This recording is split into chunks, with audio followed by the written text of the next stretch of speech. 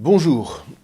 Alors, après avoir rappelé l'impact des déferlantes assyriennes sur l'histoire des royaumes de Israël et de Yehuda au 8e siècle, après avoir fait le point sur ce clan trop mal connu des fils de Lévi, ou des Lévi'im, c'est comme vous voulez, nous poursuivons notre découverte de l'événement qui a été le point de bascule grâce auquel est né non plus seulement le royaume de Israël, qui n'était jamais qu'une fédération de clans aux traditions éparses, mais bien le peuple de Israël, ce que l'école deutéronomiste va nommer tout Israël, irréductiblement attaché à Yerushalayim, que Hachem a choisi pour y rassembler son peuple et pour faire de cette ville rien de moins que la lumière des nations.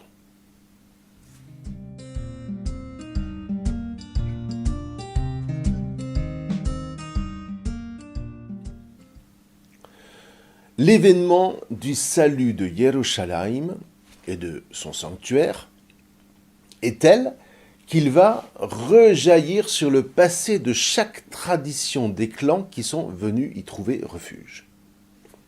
Les scribes, les fils de Lévi, vont donc revisiter toutes ces traditions et scruter, discerner, interpréter comment en chacune d'elles, à travers différentes figures, différentes aventures, on retrouve en définitive toujours le même modus operandi du souffle de Hachem. Ce faisant, cette même trame sous-jacente à tous les récits va leur faire prendre conscience de l'unité qui relie tous les clans de Israël et de Yehuda. Une unité qui va prendre les traits d'une fraternité. Les scribes découvrent chaque rameau de Israël comme autant de membres d'un seul corps, d'une seule famille, d'un seul peuple. Voilà le fameux tout Israël de l'école deutéronomiste. Ce corps, les scribes perçoivent peu à peu qu'il est choisi par Hachem et donc aimé de lui dès les patriarches Abraham, Yitzhak et Jacob. Hachem se révèle dès lors être le pourvoyeur d'un héritage, de sorte que tout Israël se découvre avoir un rapport filial à Hachem, qu'il reconnaît donc comme père. C'est comme ça, par exemple, qu'on va entendre Hachem dire à Pharaon par la bouche de Moïse « Yisraël est mon fils premier-né, laisse aller mon fils ». C'est au chapitre 4 du livre de l'Exode. Sauf que c'est une relecture du passé, à la lumière de cette conscience filiale qui est née à l'occasion du salut de Yerushalayim, à partir, encore une fois, de la fin du 8e siècle avant Jésus-Christ. Et ça n'a rien de déplacé. On fait tous ça.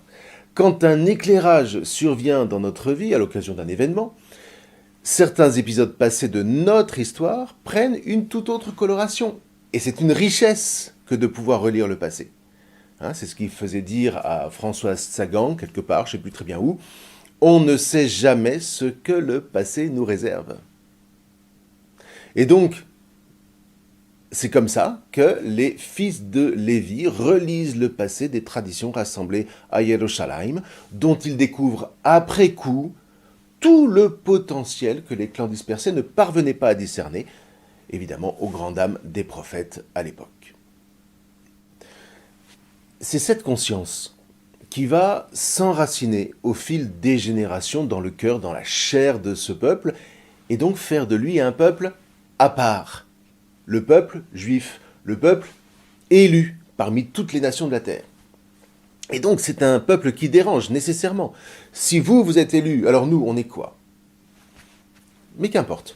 Voilà un peuple qui, grâce à un passage inattendu du souffle de Hachem par lequel le temple de Yerushalayim s'est trouvé sauvé, voilà donc un peuple qui s'ouvre à un dévoilement de Hachem qu'aucun autre peuple, qu'aucune autre nation avant lui n'avait su entrevoir.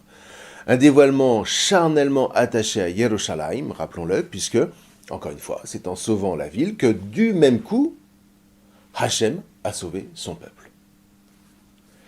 Dit autrement, voyez, ce souffle qui passa dans un bruissement ténu au cours de cette nuit de printemps de l'an 701, avant Jésus-Christ, fut le signe que, et ce lieu, Hammakom Hazé, comme on l'appelle en hébreu, est vraiment choisi, élu par Hachem, et ce peuple qui y a été rassemblé est non moins élu par Hachem, dans un entre-deux irréductible. Vous voyez, le choix de Yerushalayim, eh bien, c'est celui du peuple.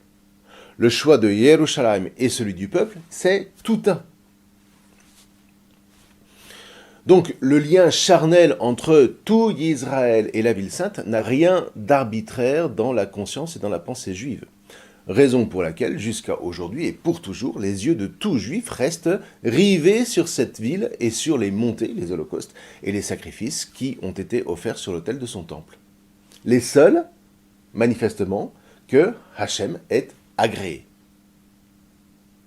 À partir de là, en s'y attachant par l'étude, par la prière des psaumes, par la fidélité au Shabbat et aux fêtes rituelles, eh bien, toutes les générations juives puisent dans cet agrément la force de construire l'histoire de tout Israël. Du coup, donc, à partir de 701, tout se met en branle, on se met à l'écoute, et on se met à relire l'histoire pour mettre en scène non seulement Moïse, mais aussi le roi David, par exemple, puisque c'est lui qui a été inspiré de choisir cette ville comme sa capitale. Et donc, après coup, à la lumière de l'événement du salut de la ville, eh bien, on interprète ce choix royal comme une anticipation inspirée de ce que Hachem signera de sa main 300 ans plus tard. Alors, en lui-même, cet événement jaillit sous le règne de Hiskiyahu, de Ézéchias, mais il jaillit comme une lumière, comme une illumination spirituelle dont l'intensité ne peut être comparée qu'à celle fournie par les fourneaux de l'autel. Encore un entre-deux. Par le choix explicite de ce sanctuaire, Hachem le désigne désormais comme le lieu, Hammakom, où demeure sa présence exclusive, sa shrina, comme la désigneront plus tard les rabbins. Le lieu, en tout cas, où demeure sa lumière à la face de toutes les nations.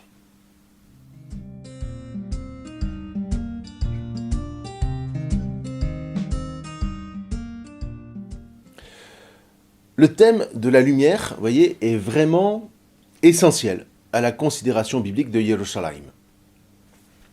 Il est complètement lié au thème du souffle, puisque c'est par ce souffle que les fourneaux, qui sont incrustés dans les sous-bassements du gigantesque autel du temple, en consumant les sacrifices, laissent échapper une longue fumée vers le ciel durant le jour et rayonnent d'une mystérieuse lumière pendant la nuit.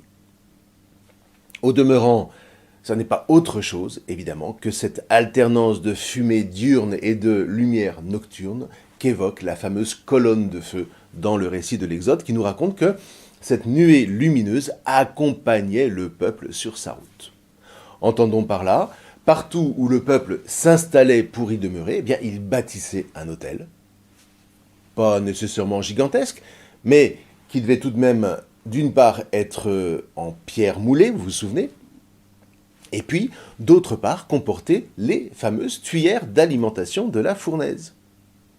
Dès lors, eh bien, l'autel consumait les sacrifices en laissant échapper une nuée le jour, et la lumière intense de la fournaise, elle, rayonnait la nuit.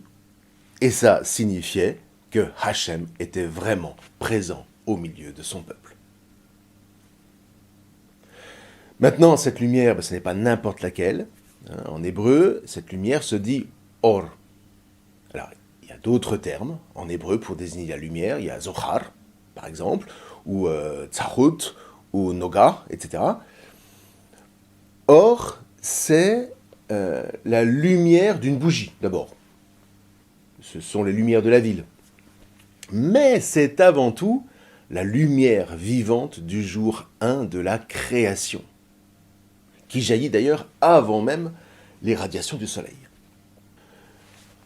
Et Elohim dit, sois une lumière, Yehi Or. Et c'est une lumière, Vayehi Or. Elohim voit la lumière, Or, quel bien. Et Elohim sépare la lumière de la ténèbre. Et Elohim appelle la lumière jour, et il appelle la ténèbre nuit. Et c'est un soir, et c'est un matin, jour 1. C'est au chapitre 1 de la Genèse, versets 5 à 6. Et vous voyez, cette lumière, or, c'est donc l'événement par quoi rien de moins que toute la création commence. C'est une lumière de vie que le souffle divin injecte dès lors dans le tohu vabohu initial, de sorte que par cet événement, par cette secousse d'être lumineuse, eh bien tout commence. Entendons par là, vous voyez, dans la vision inspirée des scribes à partir du 7e siècle, tout commence à parler, tout commence à compter, de sorte que un avenir commence à s'ouvrir. Le rôle de la Torah va dès lors consister à discerner l'entre-deux qui relie analogiquement la lumière du commencement et celle de l'autel du temple, puisque c'est le même mot, or.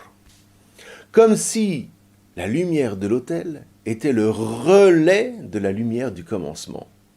Le signe que ce commencement lumineux de la création est éternel. Et de fait, à bien y réfléchir, tout commencement subsiste en tant qu'événement fondateur d'une durée qui s'ensuit et de tous les événements qui vont s'y greffer au fil de l'histoire. Dit autrement, le commencement ne disparaît jamais. Et ce sont ces commémorations qui rappellent au peuple qu'il se reçoit tout entier de ce commencement.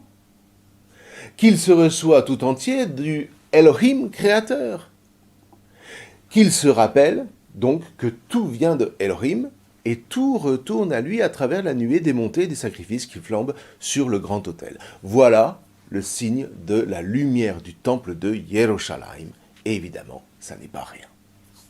Vous voyez, cette lumière est tellement essentielle qu'on va la célébrer plus tard à l'occasion d'une grande fête, la fête de Sukkot, Hag HaSukkot en hébreu.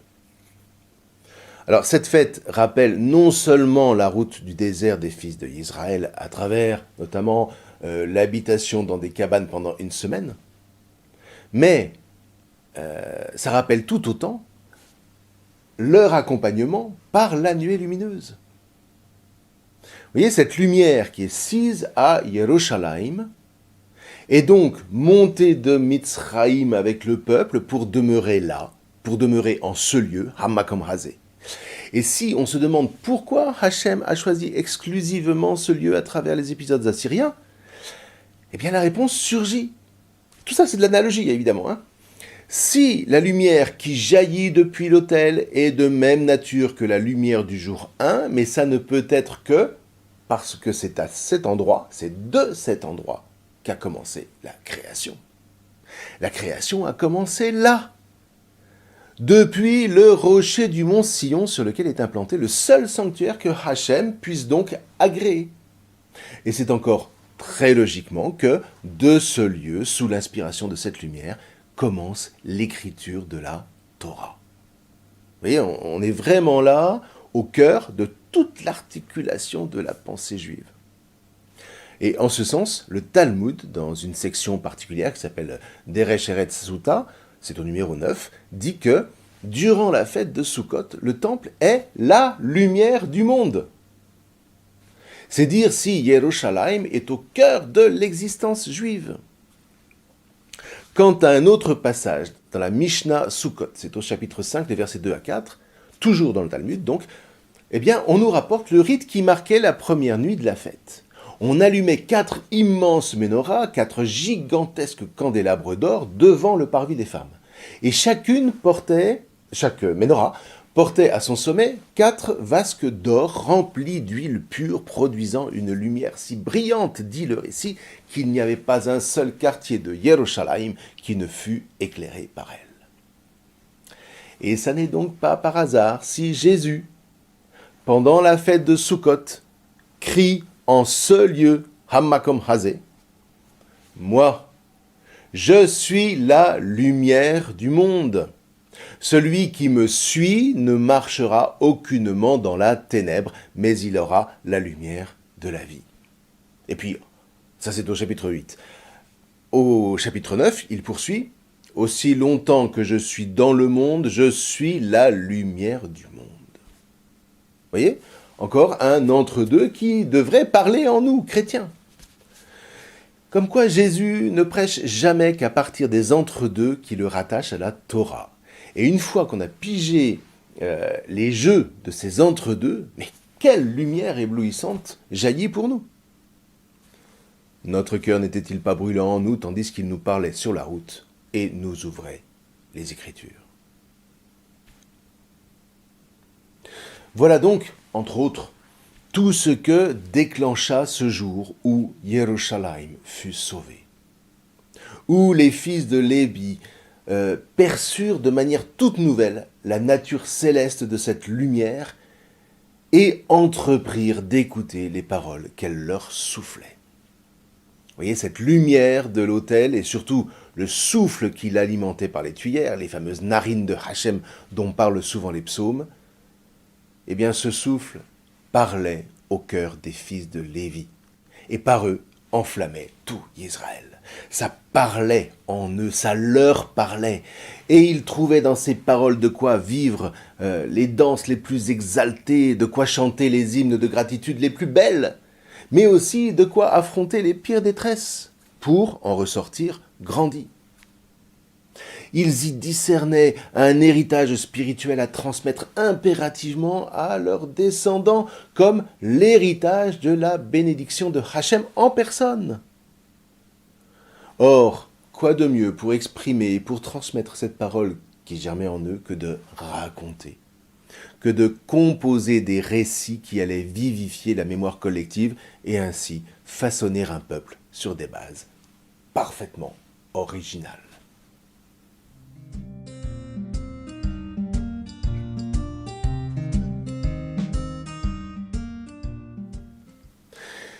Qu'est-ce qui fait l'originalité des écrits des fils de Lévi? Eh bien d'abord, ils n'expliquent rien. Rien de plus ennuyeux que les explications.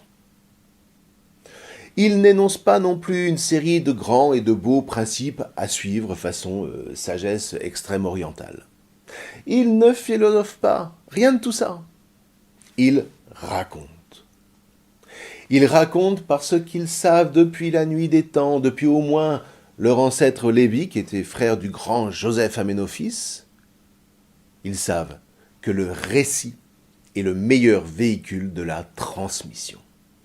Tant qu'on n'a pas pigé ça, on reste dans les process, on reste dans le fonctionnement, on reste dans l'administratif. Sauf que les process ne font pas vivre, ils ne font pas danser, ils ne font pas chanter un peuple. Ça permet l'administration d'une nation, mais ça ne fait pas vivre un peuple en tant que tel, parce que ça ne lui dit rien du lien qui relie les hommes entre eux d'une génération à une autre. Ça ne dit rien de l'entre-deux paternel, filial, et en définitive fraternel qui fait l'âme d'un peuple. Et ça va, si vous le voulez bien, nous donner l'occasion de réfléchir à ce qui fait un bon récit. Vous voyez, si on reprend tout ça, on comprend que tout bon récit part toujours d'un événement par lequel tout a commencé. Ça peut être votre naissance, ça peut être votre mariage, que sais-je. Un événement survient, toujours surprenant, de sorte que une durée nouvelle s'enclenche, qui se superpose à toutes les durées qui l'ont précédé et qui l'ont rendu possible. Et puis une durée devient à son tour le tarmac d'un futur événement qui va engager une nouvelle durée, etc., etc., etc. Or, à quoi reconnaît-on des événements dans une existence? Mais précisément aux secousses que ces événements provoquent, des secousses d'être qui ponctuent l'histoire comme autant de commencements, comme autant de recommencements, de relances de l'existence sur un mode toujours déconcertant sur le coup, avant de se transformer en une occasion de se dépasser, de se mettre en marche après coup. En tout cas, pour ceux qui ont appris à interpréter ces événements en ayant consenti à se faire les héritiers de l'enseignement de leur père. Quand on a vécu de telles secousses, et que ça nous a changé la vie, eh bien, on a de quoi raconter. En tout cas, vous voyez, après un événement, quel qu'il soit, joyeux ou pénible, une chose est sûre. Rien n'est plus jamais comme avant. Le passé s'éclaire d'une manière nouvelle. Et tout à coup, j'ai quelque chose à raconter et j'ai besoin de le raconter. Et un avenir s'ouvre là où on croyait peut-être être installé dans son confort ou là où on pensait que tout était foutu. Il y avait un homme riche dont le sol avait bien rapporté. Il dit: que vais-je faire, car je n'ai rien où ramasser mes fruits. Puis il dit: voici ce que je vais faire. Je vais démolir mes greniers, j'en construirai de plus grands et j'y ramasserai tout mon froment et mes biens. Et alors je dirai à mon âme, tu as là de nombreux biens pour de nombreuses années. Repose-toi, mange, bois et fais la fête. Voilà, installe-toi dans ton confort. Mais Dieu lui dit: sot. Cette nuit on va te redemander ton âme, et ce que tu as préparé, qui l'aura? Ainsi en est-il pour celui qui thésaurise pour lui-même au lieu de s'enrichir en vue de Dieu. C'est au chapitre 12 de l'Évangile selon saint Luc, toujours, une des très belles paraboles de Jésus. Alors, laissons les généralités pour revenir concrètement à ce moment où tout a commencé, à l'événement de l'écrasement mystérieux par le souffle de Hachem des forces assyriennes qui assiègent Yerushalayim en ce printemps de l'an 701. Sur le coup, mais ça a été effroyablement bouleversant, en tout cas pour les Assyriens, bien entendu, qui en ont fait ce qu'ils ont pu. On ne sait pas. Mais peut-être qu'ils l'ont tué d'ailleurs, comme Sennachérib dans son palais. Mais tout autant, ça a été bouleversant pour les habitants de Yerushalayim. Sauf que pour eux, après coup, mais ça s'est mis à parler au cœur. Ça s'est mis à questionner. Qui est Hachem? On croyait le connaître. Mais là, c'est comme s'il fallait tout reprendre. Alors non pas à zéro, mais repartir sur des bases complètement originales. Mais comment faire? Eh bien, comme on l'a déjà dit tellement de fois, on fait mémoire. On se met à écouter les récits traditionnels de chaque clan. Des traditions que les fils de Lévi qui vivaient en leur sein avaient la charge de porter, donc ces récits étaient connus. Et là, à nouveau, mais c'est l'étonnement. Chaque clan rapporte que lui aussi, dans son histoire, a connu des secousses, jusqu'à croire sur le coup que tout était foutu, pour s'apercevoir après coup qu'un souffle, une lumière, les avait traversés, leur avait ouvert un avenir au moment même où tout, pourtant, semblait condamné. C'est comme ça, par exemple, qu'une tradition lévitique, sans doute attachée au sanctuaire de Shiloh, entre autres, parce que cette même tradition a aussi laissé des traces dans le sud de Yehuda et dans les environs de Shomron, au centre de Canaan. Et ça, évidemment, selon les différentes vagues d'immigrés. Donc, voilà qu'une tradition lévitique, d'autant plus fiable qu'elle est plusieurs fois confirmée, donc, rapporte la mémoire d'une période où les fils de Yaakov étaient esclaves en Mitzraïm, mais ils purent monter se réfugier à la frontière nord de l'Empire pour échapper à une extermination. Cette tradition parle d'un pharaon vaincu par Hachem par l'intermédiaire d'un certain Moïse au cours d'une nuit, là aussi, où Hachem, sans utiliser les armes, a retourné contre le roi de Mitzraïm ses pulsions génocidaires. Alors, forcément, ça fait écho à la lumière de l'événement du salut de Yerushalayim. Or, au milieu de la nuit, Hachem frappa tout premier-né du sol de Mitzraïm, depuis le premier-né de Pharaon, assis sur son trône, jusqu'au premier-né du captif qui est dans la citerne, et tout premier-né du bétail. Pharaon se leva la nuit, lui et tous ses serviteurs, et tout Mitzraïm, et ce fut une grande clameur en Mitzraïm, car il n'y avait pas une seule maison où il n'y eût un mort. Exode, chapitre 12. Et là, vous voyez, évidemment, on reconnaît le mode opératoire de Hachem. Enfin bon, en attendant, quelle secousse d'être. Alors, redisons-le encore, vous voyez, pour que ça rentre bien. Avant cette tradition de Moïse, n'était qu'une tradition parmi d'autres, qui ne concernait que les clans qui la portaient.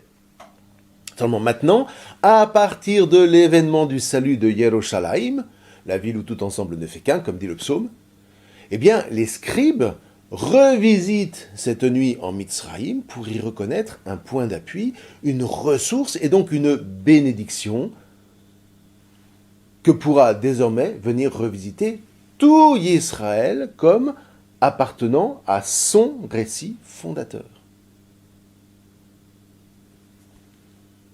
Alors bon, on pourrait pointer plusieurs autres traditions allant dans le même sens, mais il y en a tout de même une qui est particulièrement parlante, sur laquelle il convient encore de s'arrêter, comme d'ailleurs s'y arrêtèrent nos scribes. Il s'agit de la conversion du prophète Eliyahu, Élie.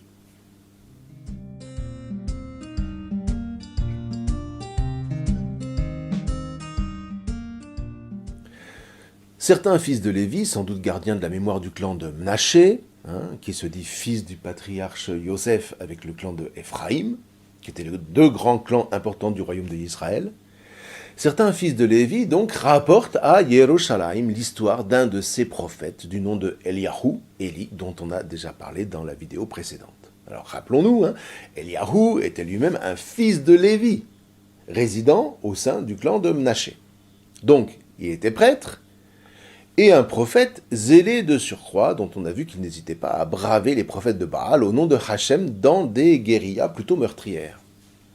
Ça avait évidemment le don d'exaspérer le roi Achav et sa femme Isabelle, qui le poursuivaient pour le mettre à mort. Le seul salut pour Eliyahu, dit cette tradition, fut de fuir vers le sud, par-delà le royaume de Yehuda, jusqu'au mont Horeb, dans le désert de Paran.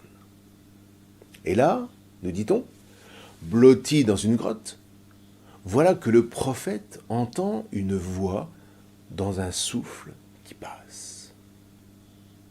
Et voilà que ça commence à parler en lui. Eliyahu marcha 40 jours et 40 nuits jusqu'à la montagne de Elohim, le Horeb.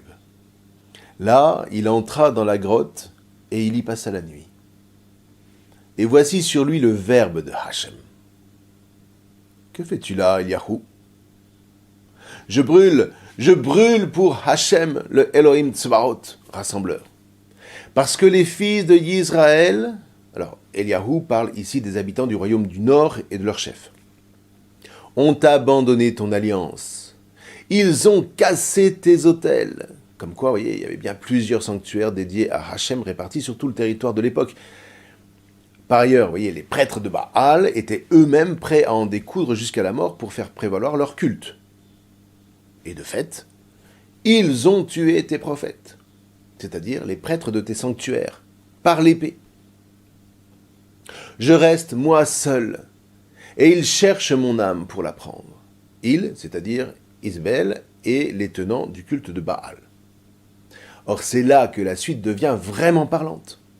Il dit, c'est-à-dire Hachem dit, « Sors, tiens-toi sur la montagne face à Hachem. » Et voici, Hachem passe.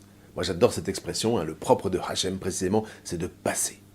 Et là, soit ça passe, comme ici, soit ça casse, comme pour les troupes de Sennachérib. Mais quoi qu'il en soit, Hachem, c'est le souffle qui passe. Mais attention, pas n'importe quel souffle. Un souffle grand et fort ébranle les montagnes, brise les rochers, face à Hachem. Hachem n'est pas dans le souffle. En tout cas, il n'est pas dans ce genre de souffle-là. Et après le souffle, un séisme. Hachem n'est pas dans le séisme. On voit bien, vous voyez, comment le fantasme d'une toute-puissance idolâtre est en train d'être battu en brèche. Après le séisme, un feu.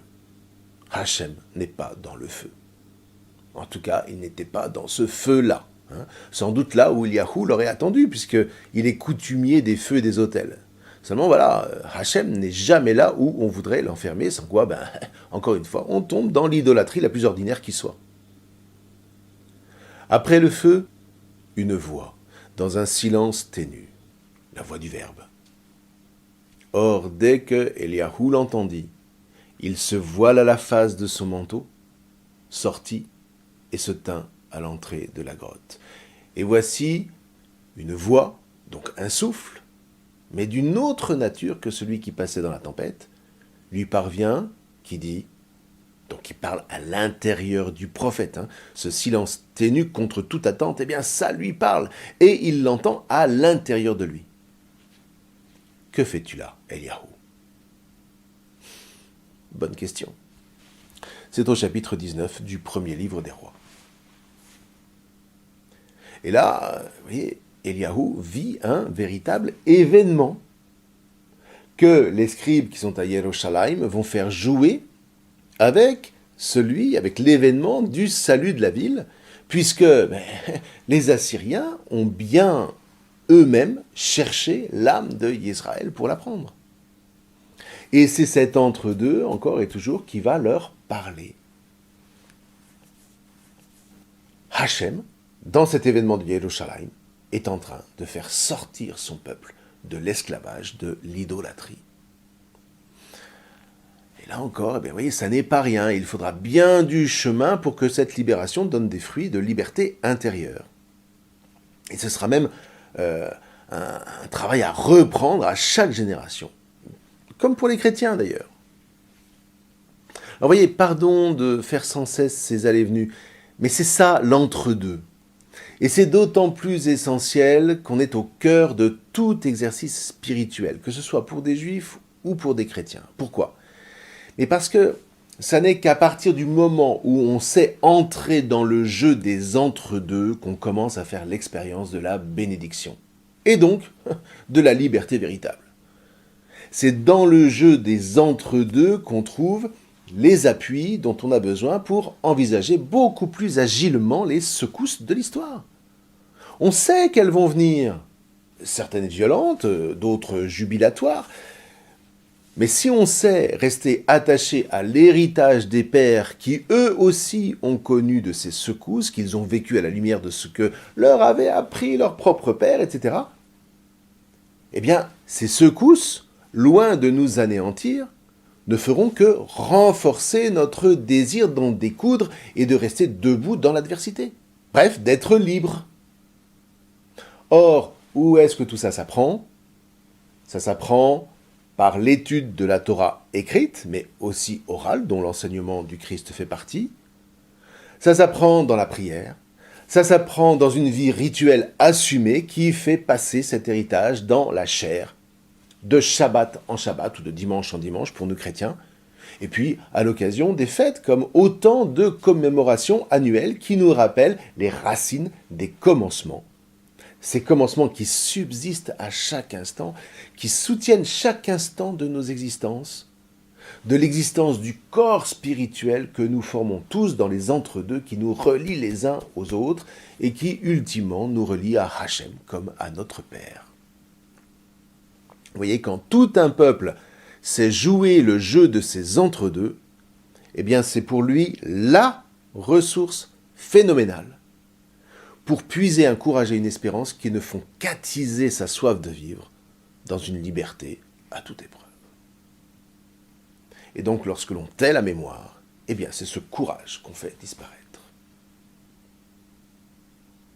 Alors, encore une fois, rien n'est jamais acquis. L'épreuve qu'on traverse au moment où on la traverse est toujours la plus pénible, elle est toujours la plus déstabilisante de toutes. Mais il n'empêche, ce lien, cette alliance nous maintient dans ces entre-deux. Il fait du peuple auquel on appartient un seul corps, traversé par le souffle de Hachem, en inscrivant dans ce corps la lumière même de Hachem. Encore une fois, jamais là où on penserait qu'il serait. Alors on verra ça dans la prochaine vidéo. Jamais là où on pensait qu'il soufflerait. Mais ça, ma foi, Jésus lui-même nous a avertis. Le souffle souffle où il veut, et tu entends sa voix. Ah tiens, comme Eliahu. Mais tu ne sais ni d'où il vient, ni où il va.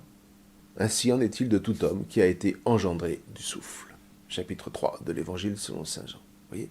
Là, on a un exemple magnifique d'entre-deux. Jésus ne se réfère ni plus ni moins qu'à l'expérience de Eliahu, Et c'est drôlement parlant, une fois qu'on a compris. Alors ceci dit, tout ça pose et repose la question, qui est Hachem? Quel est donc ce mystère qui est inscrit dans ces 4 lettres, Yod He Vav He, qui livre son nom? Eh bien écoutez, on essaiera d'en entrevoir quelques aspects la prochaine fois. D'ici là, encore merci pour ceux d'entre vous qui avaient fait ou qui envisageaient de faire quelques dons à l'association Va vers toi qui gère le site de la Bible en tutoriel. N'oubliez pas, c'est en bas à gauche de la page d'accueil du site. Je vous remercie.